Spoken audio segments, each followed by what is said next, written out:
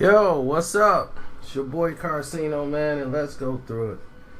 This is the truth behind the BET New Edition story. Parts 1, 2, and 3. It was very wise that BET did 3 parts.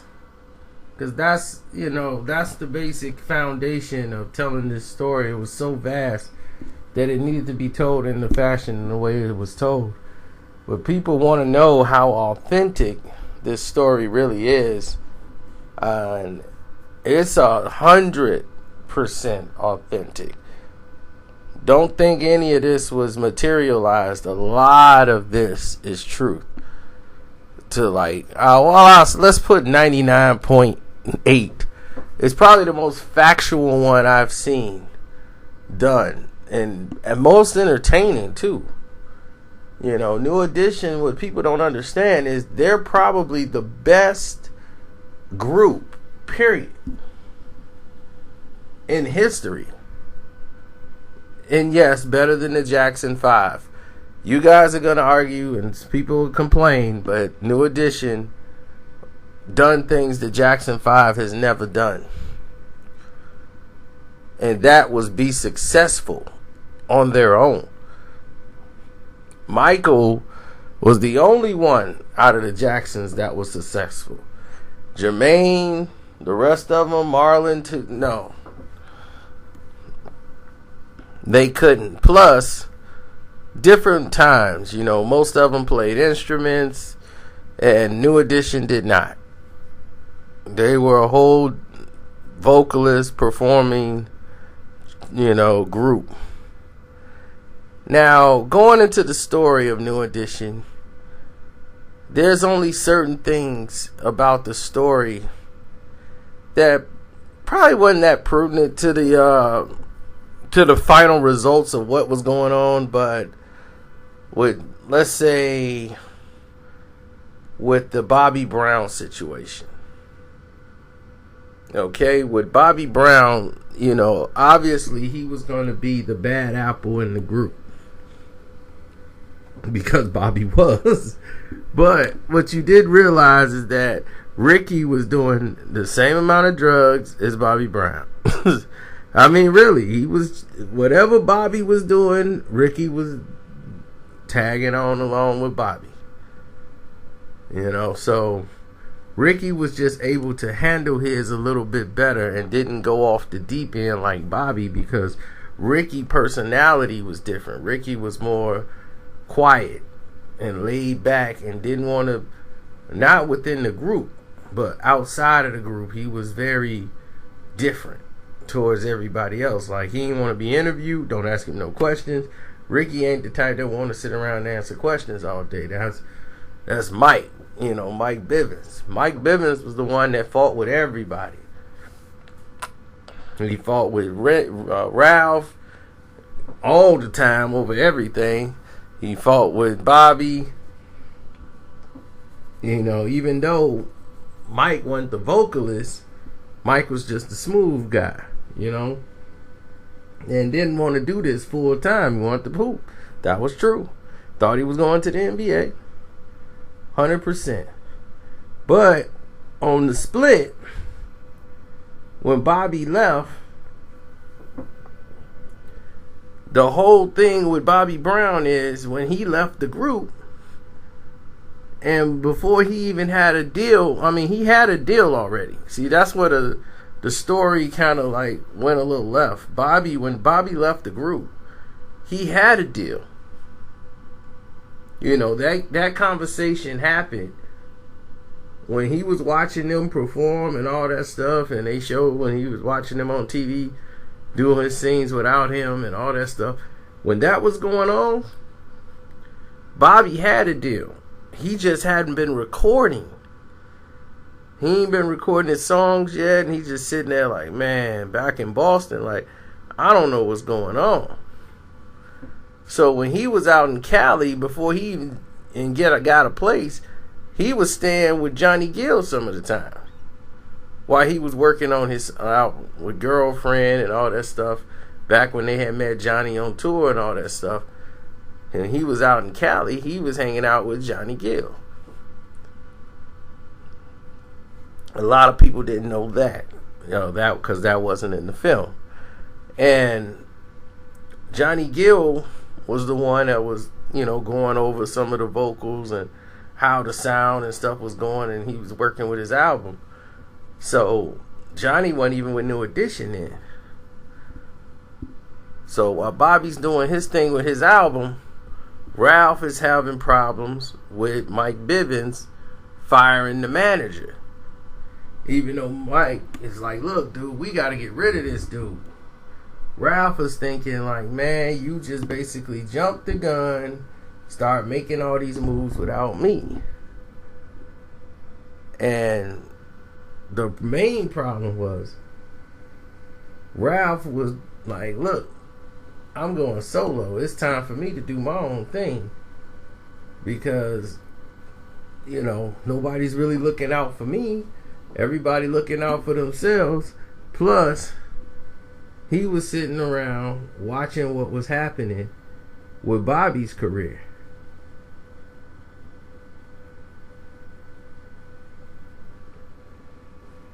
Don't Be Cruel, Every Little Step I Take. When Bobby was recording these songs, he was still cool with Ralph. Ralph and Bobby was tight. They were like Batman and Robin. So when Ralph was working on his album, Bobby was the only one he was talking to basically at the time. And that's why Stone Cold Gentleman, Bobby's on there with him. They performed together. They went out there. Rizzo the Mac, B. Brown, performing shows. I'm stone cold, baby, I'm stone cold. That's Bobby Brown. Bobby Brown was on a couple of songs as backup vocalist on Ralph's album, as Ralph was on the Don't Be Cruel album.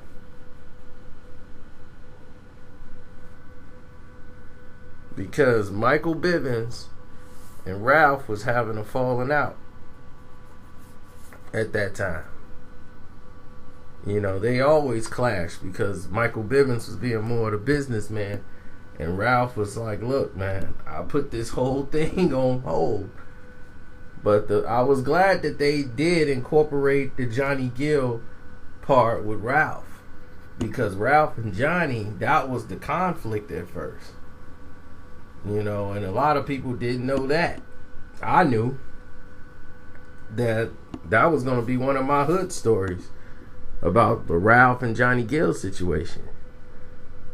See, the problem is they heard Ralph Tresvant's solo album and didn't believe in it. And that's what the whole thing was. They were like, look, New Edition owed us one more album. After that, y'all could go solo. So if we do launch a Ralph Tresvant album, we won't fail because it'll still be sold by some New Edition fans. They gonna buy a couple of records and hopefully it goes gold. But they didn't see Ralph being that breakthrough solo artist. Johnny Gill, that's who they saw. When he came in and the work he did on the New Edition album, it blew them away. So when the manager went over to Motown, because he got promoted and he got him a deal over there at Motown, first person he brought with him was Johnny Gill. He didn't take Ralph. And Don't Be Cruel, and that just blew up so much that Ralph Tresvant would have been lost in the shuffle, and he helped that album get out there. And it was Bobby Brown, My Prerogative. That album was just incredible. And even though New Edition album did what it did, Bobby Brown album was as big as life, and it showed them, man, we could stand on our own and have all this success. Bobby Brown and Michael Bivins was making all the money. and New Edition. Johnny Gill was making money because he was with Motown. He was never signed to a contract with New Edition. It was New Edition featuring Johnny Gill. So he was basically under his last promotional deal with MCA. So when he went to Motown, he wasn't obligated to any contract deals and everything else as the rest of the group, the New Edition, which allowed him to go off and do the Levert, Sweat, and Gill and all that stuff. But assessing the story from when he first came to New Edition, Michael Bivins wasn't really, I mean, Mike had talked to him about, like, yeah, you know, Ralph might be going solo, so we might need somebody in the group and this and that. That happened, but it was really his managers that said, look, New Edition, there might be a new look for you, you know, get you with a group and get you with this young crowd that's coming out, because they finna come out with a coming of age album, and this would be a perfect fit for you. And then we bringing in Jimmy Jam and Terry Lewis to make sure, you know, this thing go right.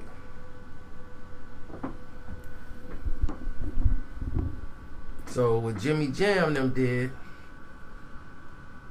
was give a theme to the album, help it out, and once he saw Johnny, it was just like that. They blew up, and he came out and was like, look, he ain't singing, I ain't giving up none of my leads on this album. So I'm telling you right now. I mean, Johnny was like, look, man, I'm cool with it, man. He's like, man, look, he don't want you to have a lot of leads on the album, and, you know, he just wants you to do backgrounds, but we'll have something for you. Don't worry about it. He was like, man, I just want to fit in. And once Ralph saw, like, man, he ain't got no problem with that. This guy just want to make it work, then I ain't got no problems with working with him then. If that's the case. So that's when they became cool, because he realized Johnny he didn't have the ego to, like, I want to be the man and I got to be, you know, he wasn't there to try to take away from Ralph. He really was a fan, just trying to fit in and find his lane, you know, and then, you know, he get his deal and stuff. So when the New Edition was over, Johnny was leaving. This was their last album together, and everybody knew this was the last album. So they did their last tour, and then after the tour, they were splitting up to do their own projects. Now, Johnny left to do his project. Ralph was supposed to be with Belle Biv DeVoe, was never supposed to be. New Edition was going back to 4. Ralph and, you know, Belle Biv DeVoe was all supposed to be in a group together. Mike and Ralph got into it, and Ralph didn't show up to the show. So BBD had to do this. There was some type of television performance that they had to do, and they went out and did the show without without Ralph Tresvant, because he didn't show up, and that ended up being Belle Biv DeVoe, you know, they first on stage, whatever, anything. And they wasn't even Belle Biv DeVoe. They didn't even have any songs. They went and just did a whole nother song or whatever. And Ralph was supposed to show up and didn't. So after that, they just came up with the name. You know, Belle, Biv, and DeVoe. And that's what he's like, look, I just say I'm Biv, Belle, Biv, DeVoe. And they decided the three of them, they was just going to create their own group. Because Ralph decided he had enough. He was going to just do his own thing and go out and make it and branch out his own and do his own thing. So he was like, man, everybody just took off without me. Ralph was just like, I'm going to put my own project out and get it going. But Ralph was more into staying in his lane, wearing suits and dancing and you know, more into the sensual type sound, where Bell Biv DeVoe was New Jack. So this style, all of them branched off and became #1 records. That has never happened. Johnny Gill, Ralph, and BBD all had #1 records. Do you know how hard that is to do? I mean, that's very hard. So I would have to say I'm very happy with the way that this was done. I'm glad that they portrayed people in the right light. You know, Gary did a lot for them. I think they got Gary right to a T. They were right to break away from Gary, but Gary did a lot of things for the group that a lot of people didn't understand at the time because they were just young. They were in a bad contract when they first started out with Candy Girl. Okay, they had to buy out that contract and then use the show money and tours and everything else to try to recoup revenues for the boys. And they did make money, you know, from their shows. They were paid. It just wasn't enough to go branch out and move and do everything else, because back then contracts weren't the way they are now. You know, as far as we're going to give you this much guarantee money and this type of money. Gary went to the labels and actually got them money from MCA so that they could be out, you know, and making all this money for the, you know, getting their families out of the ghetto and all this stuff. So there you have it. You know, they were able to get out of the project.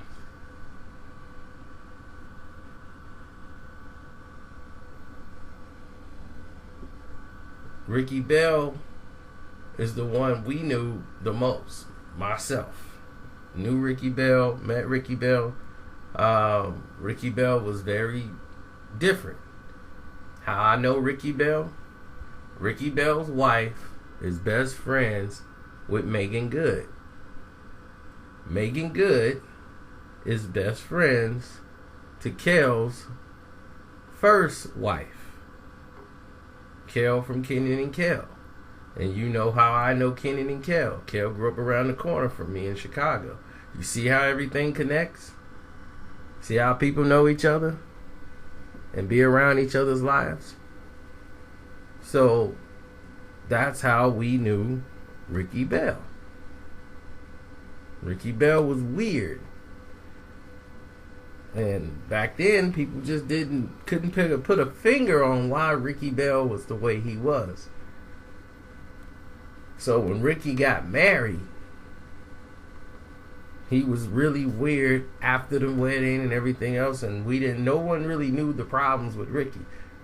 This kind of explained it all. You start to see a lot with Ricky. God bless that he got some help and his wife was strong enough to stick with him and get him through everything. But we grew up on New Edition, and New Edition always had high energy, high performances, everything. But when they came back together, I'm glad they emphasized how they screwed up that deal Puffy gave them. The Home Again album was a success. The album was going very well. Hit Me Off. And all these other songs, they were rocking again. And Puff was like, man, you know, let's get this tour. The tour would have been a very lucrative tour. Nobody had ever seen the type of money that New Edition was finna get off that tour. New Edition screwed up so royally on that tour. Because Johnny was not in the right place. Ralph was not in the right place. Bell Biv DeVoe wasn't in the right place. And Johnny was the only person that showed up for all the shows. Johnny Gill. Every show they had, Johnny was there on time. Everybody had their own entourage. Everybody was living way outside their means, their budget. Everybody's got 15, 30 guys with him. But Johnny Gill was the only one who showed up to all the shows on time. Ralph and the rest of them, they didn't do what they were supposed to do. Ralph was just a lot better and more professional than the rest. So, you know, it was what it was. A lot of egos.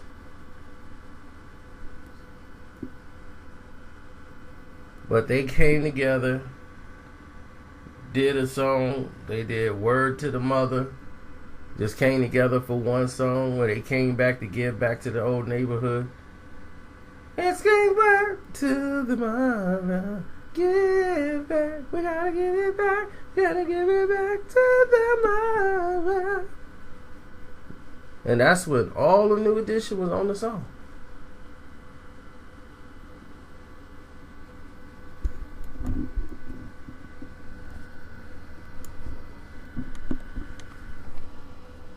And I like the part where Ronnie used all the words from all the other songs and made the rhyme at the end. It's poison. Don't be cruel. Lose my prerogative to do what I gotta do. Have a little sensitivity. Do me, baby. I want to get done the right way. So what you gotta say? Oh no, she's a candy girl living in a half crazy world. Yo, that's how I'm living, girl. Cause every little step I take's another NE heartbreak. My. I still know a little something. So,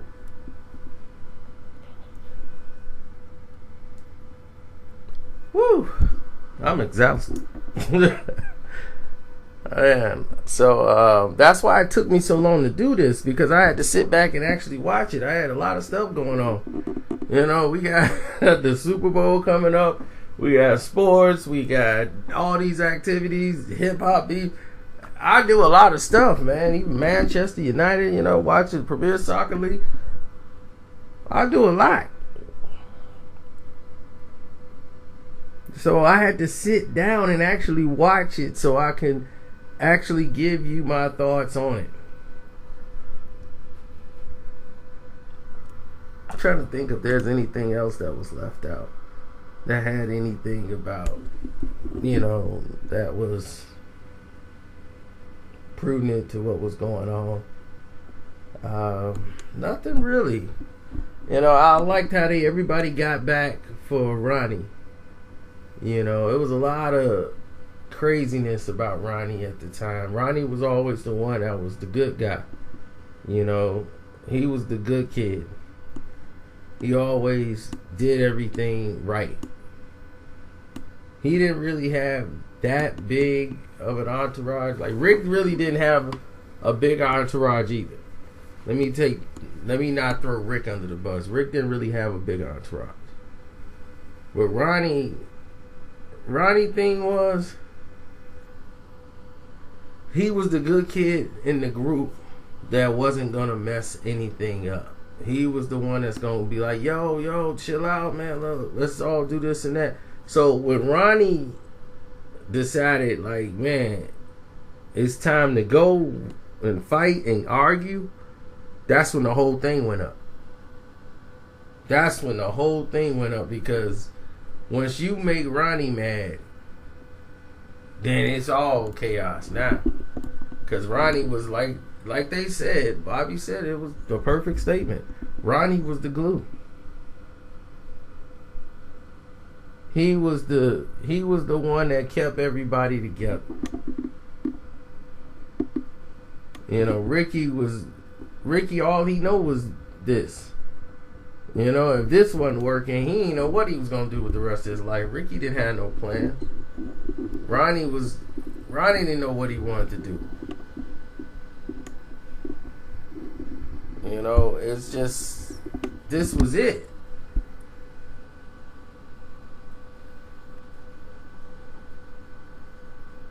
So they start showing how, all the groups started to complain about their contracts with Michael Bivins, because what Mike did is like, what people don't understand is his business. They don't understand the business. They think, look, I got a hot song, I'm finna be rich. They don't understand the shows, the touring, how the pay goes. You might not be getting no big money to the next album when they release your budget for the album. So they don't understand these things.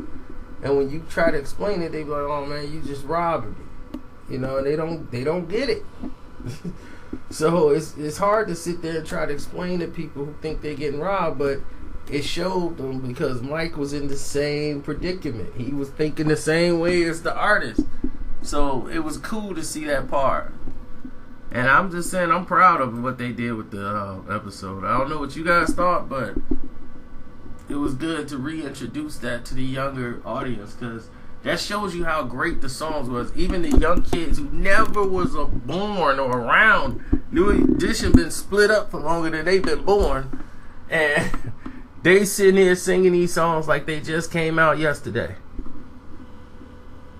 You go on Facebook right now, you see all these little kids singing Candy Girl, Mr. Telephone Man. I'm like, wow. That's like 3 generations deep is singing these songs. It's unbelievable.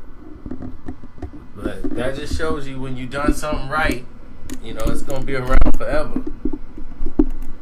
And New Edition, those songs that they make were classics. They'll be around forever. It's your boy Carcino. I'm out.